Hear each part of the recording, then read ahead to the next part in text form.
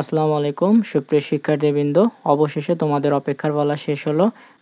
আমাদের হাতে এসে পৌঁছেছে সপ্তম শ্রেণীর শিল্প ও সংস্কৃতি বিষয়ের ষান্মাসিক সমষ্টি মূল্যায়ন 2024 পরীক্ষার প্রশ্ন।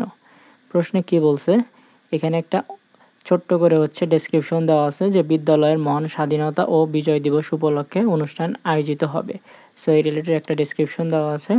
এরপর কাজ দেওয়া আছে। কাজ একে কি বলছে, অনুষ্ঠান আয়োজনে দলগত আলোচনা ও পরিকল্পনা ক, খ, গ। অর্থাৎ এখানে একটা দলগত কাজ দেওয়া আছে এবং সেখানে আলোচনা ও পরিকল্পনা নিয়ে কথা বলা আছে।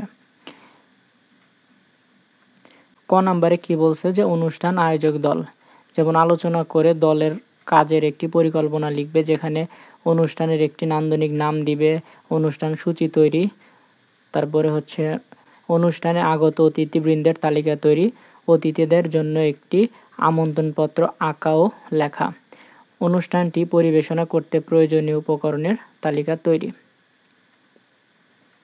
অর্থাৎ অনুষ্ঠান আয়োজনের পরিকল্পনা মূল্যায়ন খাতায় লিখবে এবং তার মধ্যে কোন কাগজটি তোমার অংশ হবে তা উল্লেখ করবে।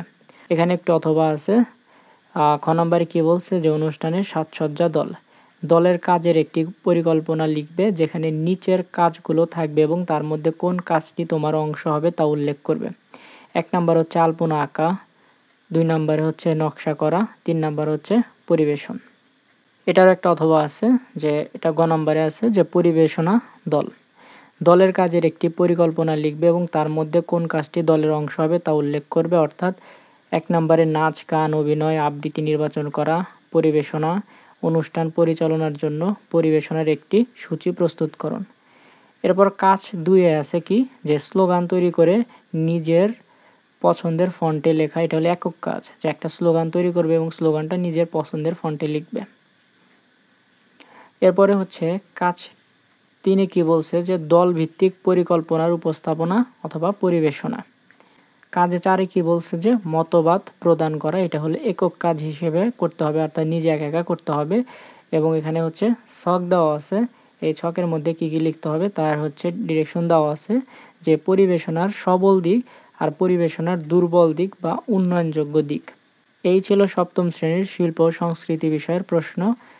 ভিডিওটি তোমাদের জন্য হেল্পফুল হলে অবশ্যই লাইক করবে, আর এরকম ভিডিও আরও পেতে চাইলে অবশ্যই চ্যানেলটি সাবস্ক্রাইব করে রাখবে, যাতে করে পরবর্তী ভিডিও আপলোড করলেই তোমাদের টাইমলাইনে চলে যায়, তোমাদেরকে আর কষ্ট করে সার্চ করতে না হয়। সবার জন্য শুভকামনা জানিয়ে এখানেই বিদায় নিচ্ছি। ধন্যবাদ সকলকে।